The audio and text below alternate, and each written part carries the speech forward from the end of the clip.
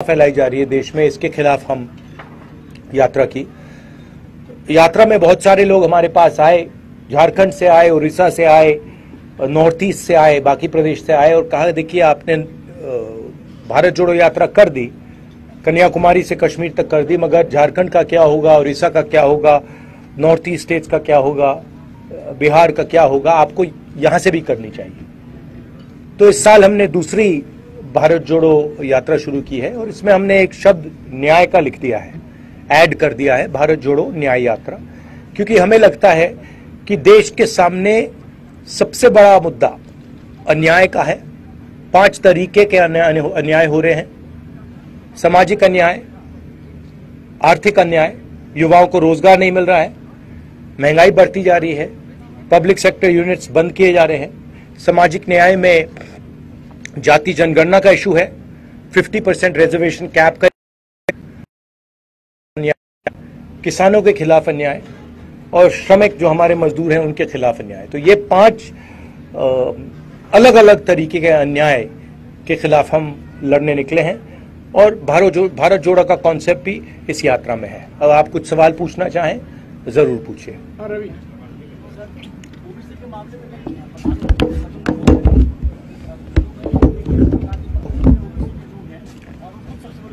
नहीं, क्या बोला?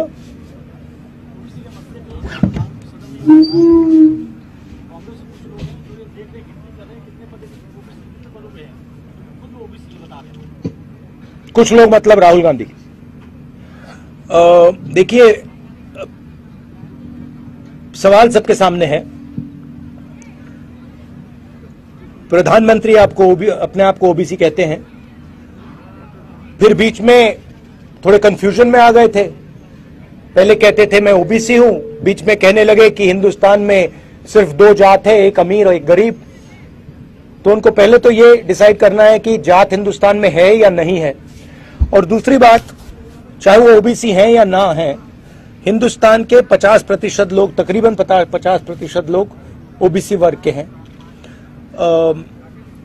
दलित 15% हैं, आदिवासी 8% हैं। हम चाहते हैं कि जाति जनगणना हो, हम चाहते हैं जिसकी जितनी आबादी है देश को पता लगे। आज ओबीसी वर्ग को यह नहीं मालूम कि ओबीसी कितने हैं देश में। ये जरूरी क्यों है? क्योंकि अगर हम इनको भागीदारी देना चाहते हैं तो प्रधानमंत्री जो भी कहना चाहते कहें, मगर जाति जनगणना जल्दी से कर दें और उससे घबराएं ना। दूसरी बात, जो हमने 2011 में सर्वे किया था उसके आंकड़े वो देश के सामने रख दे, मामला हल हो जाएगा।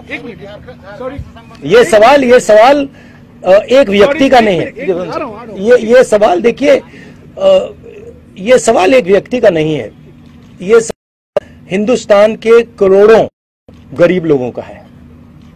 तो भाषण में प्रधानमंत्री का ये कहना कि मैं ओबीसी हूं या मैं ओबीसी नहीं हूं, ये रेलेवेंट ही नहीं है। रेलेवेंट ये है कि इस देश के कितने लोग ओबीसी हैं, वो रेलेवेंट है। क्यों? क्योंकि मैं आपको उदाहरण देता हूं, बड़ी बड़ी कंपनीज में आपको ओबीसी नहीं मिलेंगे, दलित नहीं मिलेंगे, आदिवासी नहीं मिलेंगे। आपको मैंने 90 जो हमारे आईएएस ऑफिसर देश को चलाते हैं उनका उदाहरण दिया, उधर आपको सिर्फ 3 मिल रहे हैं। हेल्थ केयर सिस्टम में, एजुकेशन सिस्टम में आपको ओबीसी, दलित, ट्राइबल नहीं मिलेंगे। तो मैं ये सवाल उठा रहा हूं। Sorry good afternoon. Sir, despite your tremendous effort by you and your party to keep all the Indian alliance stakeholders united, some of your alliance partners is not ready to move an inch, especially from the recent stance, if I specify Mamata Banerjee. What is your take on this? No, that's actually not true. If you look at Mamata ji's statements, Mamata ji is very much part of the India alliance. And most of the other members who were part of the India Alliance are still members of the India Alliance. Of course, Mr. Nitish Kumar has left the India Alliance and he's gone to the BJP. You can guess as to what the reasons are for him leaving. That's fine. We'll fight in Bihar as the India Alliance. So I don't agree that lots of our partners are not part of the alliance. Haji. Also, there's a negotiation going on there are there is conversation about seat. These are negotiations. So there is posturing, and that is normal. And sir, if your party gets the maximum number. Sorry. You asked the question. Thank you. Jharkhand जैसे भूखंड में आप हैं sir, जहाँ से 3 tribal जो major community है उसका ओरिजिन है, गाँव मुंडा एंड खड़िया का ओरिजिन बसिया से, लेकिन एक चौथा ट्राइबल भी है सर यहाँ पर, वो ट्राइबल है मूलवासी। खान पान रहन सहन ट्राइबल के समान है, लेकिन चूंकि जाति प्रमाण पत्र में उनको सर्टिफिकेट नहीं मिलता है ट्राइबल का, और वो बड़ा उपेक्षित और वंचित है। उसके लिए कोई कार्य योजना अगर झारखंड का बन रहा है तो उसके लिए कोई कार्य योजना इस न्याय यात्रा के अंतर्गत आएगा? ये आप लोकल आंसर कीजिए, लोकल क्वेश्चन है। आराम सर भी यहाँ से पढ़े लोकल आप बोलिए ना। देखिए, इशू आज जो हम लोग न्याय यात्रा लेकर के चल रहे हैं उसका क्लियर है। ये बहुत सारी चीजें यहाँ स्टेट लेवल पे होनी चाहिए। या आप एक तरफ कहते हैं कि इनको भी रख लेना चाहिए, वो कहते हैं कि नहीं हम पहले से हैं और नया नहीं होना चाहिए। तो उन दोनों का सामंजस्य बिठाने का काम चल रहा है। उस पर हम लोगों ने एक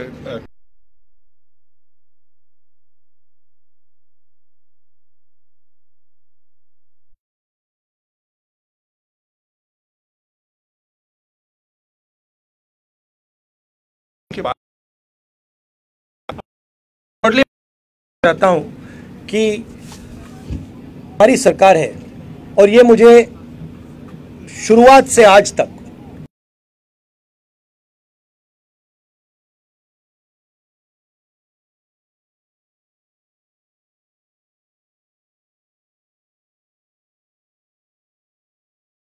सरकार थी, और उन्होंने आदिवासियों के साथ जमीन के साथ किया, वो सारे के सारे आदिवासी बोल रहे हैं कि बहुत बड़ा अन्याय किया था उन लोगों ने।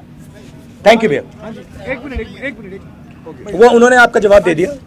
राहुल जी, आप भारत जोड़ो की बात करते हैं, लोगों को जोड़ने निकले हैं।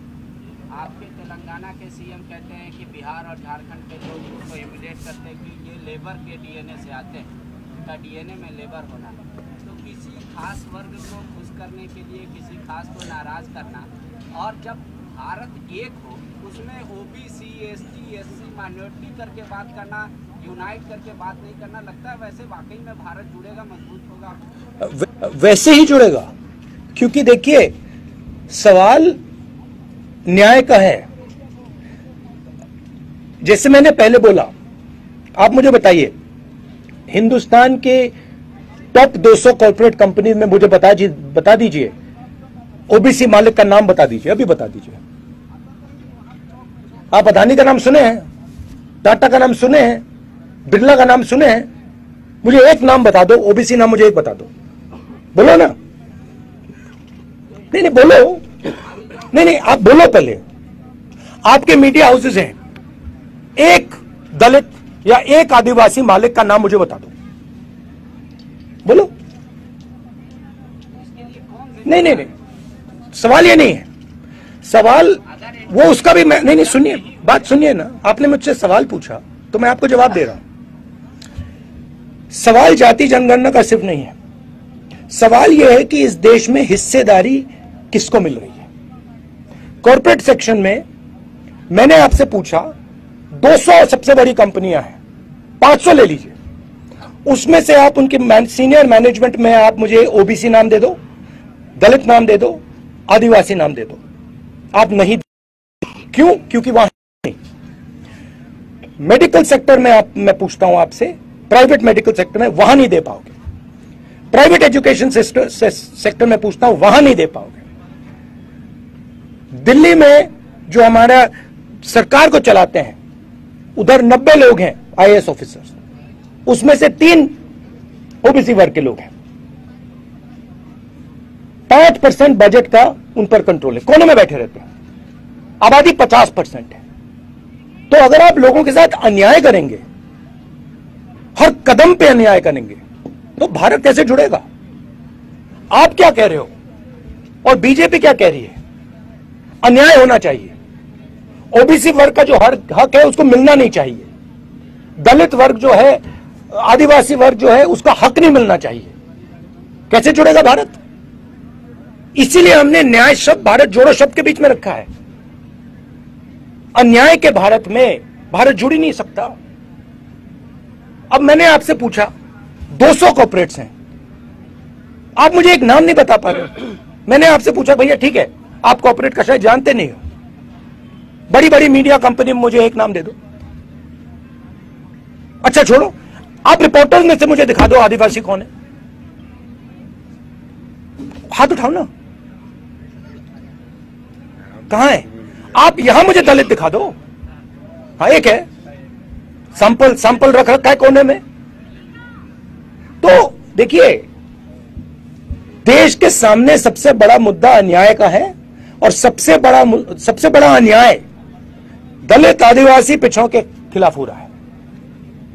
इसीलिए मैं इसको रख रहा हूं और इसीलिए मैं जाति जनगणना के लिए लड़ रहा हूं और मैं पीछे हटने वाला नहीं हूं, प्रधानमंत्री जो भी कहे। हाँ श्रेया, एक मिनट साथ आऊंगा। Can you give me some water, Jana?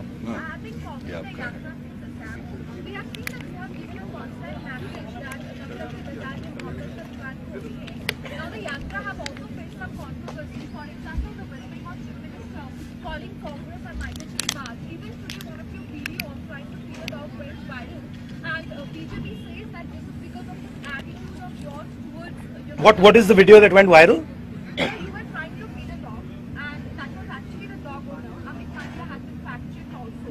So, No, what do you mean is a dog owner? I didn't understand. so you were doing a roadshow in Yes, Rajasthan, yes. where one dog owner came to you with the dog. Yes, I called the dog and the owner, he came. So you tried to feed the dog with a stick. After the dog did, you handed it over to the dog. Oh yeah, because वो बिल्कुल घबराया हुआ था, कांप रहा था, और मैंने जब उसको बिस्किट दिया वो डर गया, तो मैंने उसको मालिक को दिया कि भैया आप दे दो, ये आपके हाथ से खा लेगा। फिर वो मालिक ने उसको दिया, वो खा गया। तो इसमें मतलब इशू क्या है? So what the BJP has said is that the person who handed over, the Malik, the dog owner, was actually a Congress no, कार्यकर्ता. वेयर इज ये कांग्रेस कार्यकर्ता? वो कुत्ते को लाया मेरे पास, कुत्ता घबराया हुआ था, मैंने उसको खाने को दिया, वो कांप रहा था ऐसे, फिर मैंने कहा भैया आप खिला दो, उसने खिला दिया। क्या है? नहीं सचमुच ये बीजेपी के लोगों को कुत्तों से ऑब्सेशन क्या है? कुत्तों ने क्या बिगाड़ा है? हाँ जी, राहुल जी 4 दिनों तक झारखंड की यात्रा रही। इस दौरान आपने कोयला मजदूरों से मुलाकात की, बुनकरों से संवाद किया है। क्या लगता है झारखंड में बदलाव की जरूरत है? दूसरा सवाल, कल्पना सोरेन से कल आपकी मुलाकात, क्या बातचीत रही है, क्या होगी? ये देखिए जो कल्पना जी के साथ बातचीत हुई वो तो मैं पब्लिकली नहीं बोलूंगा, वो तो कॉन्फिडेंशियल बातचीत हुई है। ये कहूंगा कि जो उनके पति के साथ किया जा रहा है वो अन्याय है, वो ठीक नहीं है। यात्रा में हम बहुत सारे लोगों से मिले हैं, किसानों से मिले हैं, आदिवासियों से मिले हैं, गरीब लोगों से मिले हैं और बहुत सारा इनपुट हमने लिया है। और मैं सोच रहा हूं कि 2-3 मुद्दों पर चीफ मिनिस्टर से मैं बात करूं और उनको अप्राइज करूं कि हमें लगता है कि इन चीज़ों पे थोड़ा फोकस होना चाहिए। ज़मीन का मामला है, सरना कोर्ट का मामला है, तो ऐसे काफ़ी मामले हैं। हाँ जी, सर मैं सबसे पहले आपको धन्यवाद देना चाहता हूँ कि आपने ओबीसी दलित पिछड़ों का मुद्दा उठाया, लेकिन एक सवाल है मेरा, आप जिस 10 साल वाले सरकार में थे उस समय ना जाति जनगणना की बात हो रही थी, ना ओबीसी समाज की हो रही थी। ये आपको किसने बताया? आप फैक्ट्स चेक करके आओ भैया, हमने जाति जनगणना किया है, आप अपने फैक्ट्स ही नहीं जानते। नहीं किया है, लेकिन काफी लंबे समय से बंद था। नहीं, हमने कास्ट सर्वे किया, उसके हमने आंकड़े निकाले, कोalition में हमारा डिस्कशन हुआ और कोalition में वो डिस्कशन में डिसाइड हुआ कि उसको रिलीज नहीं करना है। मैंने पब्लिकली कहा है कि एक्चुअली हमें उस टाइम रिलीज कर देना चाहिए था। अभी अगर आपकी गवर्नमेंट बनती है तो ओबीसी के लिए अब क्या क्या कदम उठाए जाएंगे? वो तो हमने क्लियरली बोला है, जाति जनगणना हम लागू कर देंगे। कल तेलंगाना के चीफ मिनिस्टर आए, उन्होंने मुझे कहा कि तेलंगाना में काम शुरू है, जहां भी हमारी सरकार है हम जाति जनगणना कर रहे हैं। 50% का जो कैप लगाया है, आर्टिफिशियल कैप लगाया है, अनफेयर है, तो हम हटा देंगे। रिजर्वेशन का जो 50% का कैप है, हम इसको खत्म कर देंगे। और आदिवासी जो हैं और दलित जो हैं उनके रिजर्वेशन को प्रोटेक्ट करके हम पिछड़े वर्ग के लोगों को रिजर्वेशन देंगे। हाँ जी। और आखिरी बात सुनिए, जो इसमें दो चीजें हैं, और एक है कि जनरल कास्ट के भी गरीब लोग हैं, ठीक है, तो उनको भी नहीं छोड़ना है। और सबसे जरूरी बात कि जो छोटे बिजनेसेस हैं, एंटरप्राइजेस हैं, उनको पूरा का पूरा सपोर्ट हम देंगे। नोटबंदी ने, जीएसटी ने इन लोगों को खत्म कर दिया है। तो जो रोजगार क्रिएट करते थे, जो देश को रोजगार देते थे, उनको नरेंद्र मोदी जी ने, अदानी जी ने नोटबंदी, जीएसटी लागू करके उनको खत्म कर दिया है। तो हम तो हम सबसे पहले जीएसटी को बदलेंगे, ठीक है। नोटबंदी के बारे में हम कुछ नहीं कर सकते, वो तो नरेंद्र मोदी जी ने कर दिया। तो जीएसटी को बदलेंगे, उसके बाद हम एक नया फाइनेंशियल प्लान स्मॉल और मीडियम बिजनेसेस के लिए लागू करेंगे, और उसमें हमारा फोकस होगा कि पिछड़े वर्ग के लोग, दलित वर्ग के लोग, आदिवासी वर्ग के लोग, गरीब लोगों को फुल बेनिफिट मिले। हाँ जी, एक मिनट रैलियां हो रही है सर, ईवीएम के विरोध में रैलियां हो रही है, बड़ी रैलियां हो रही है सर, उसका नेतृत्व करते आप वहां पर आप जा नहीं रहे हैं क्या? हमारी, देखिए मैं यात्रा में हूं, हमारी, अगर आप ईवीएम पे पोजीशन समझना चाहते हैं, हमारे पास हमने पब्लिकली डिक्लेयर कर रखी है। जयराम जी आपको उसका एक कागज दे देंगे। हाँ जी, पीछे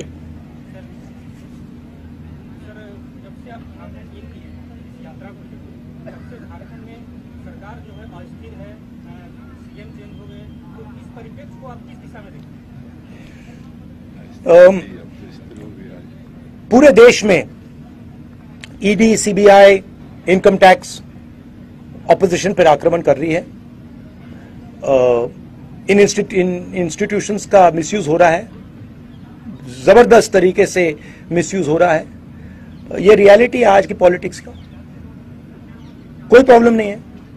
उन्होंने यहां कोशिश की, सरकार गिराने की कोशिश की, हमने रोक दिया। तो हम लड़ते रहेंगे, मगर यह सच्चाई है कि चाहे वो इलेक्शन कमीशन हो, चाहे वो एजेंसीज हो, चाहे वो ब्यूरोक्रेसी हो, चाहे वो पुलिस हो, इन सब का मिसयूज हो रहा है, पूरे देश में मिसयूज हो रहा है। हाँ जी, आखिरी दो सवाल हो गया, आखिरी दो सवाल। देश की आर्थिक हालात हर तबके का सामने आए, ये सराहनीय है। मेरा सवाल ये है, पिछले जो 10 सालों से, ठीक है अभी 10 सालों से कोई सेंसेक्स नहीं हुआ है देश भर में, सेंसेक्स मतलब कि जनगणना नहीं, सेंसस जी जनगणना नहीं हुई है, और जनगणना से ये आंकड़े नहीं आ रहे हैं।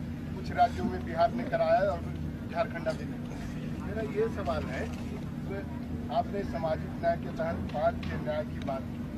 मैं आपके सरकार द्वारा एक कानून बनाया हुआ था वन अधिकार, झारखंड से रिलेटेड, बिल्कुल, लेकिन वन अधिकार कानून लागू करने वर्तमान सरकार कहीं ना कहीं कमजोर पड़ी है, और काफी सारे लोग को जो आदिवासी वन क्षेत्र में रहने वाले आदिवासी हैं, उसका वन पट्टा ऐसे ही देखिए, ये कहीं डंप हो, इसके बारे में काफी बातचीत हुई है यात्रा में। ये कहना कि फॉरेस्ट राइट्स एक्ट को इम्प्लीमेंट नहीं किया जा रहा है, ये गलत है। जरूर थोड़ी कमियां हैं, उनको ठीक किया जा सकता है और उनको हम ठीक कर देंगे। फर्क समझिए, जो गरीब था, जो आदिवासी हैं, दलित हैं, वो पिछली सरकार को एंटी दलित, एंटी आदिवासी मानते हैं। आज एंटी दलित, एंटी आदिवासी सरकार नहीं है। जमीन का मामला जरूरी मामला है, और आपने जो पॉइंट उठाया है, मैं भी ये पॉइंट चीफ मिनिस्टर के साथ उठाऊंगा। हाँ जी, आखिरी सवाल, नहीं आखिरी सवाल, नहीं एक हो गया, एक पत्र। भैया आप ऐसे करिए ना, पहले आप मेरा जवाब दीजिए ना। पीछे आप दो पूछ रहे हो, आपने एक पूछा, मैंने एक पूछा। ठीक,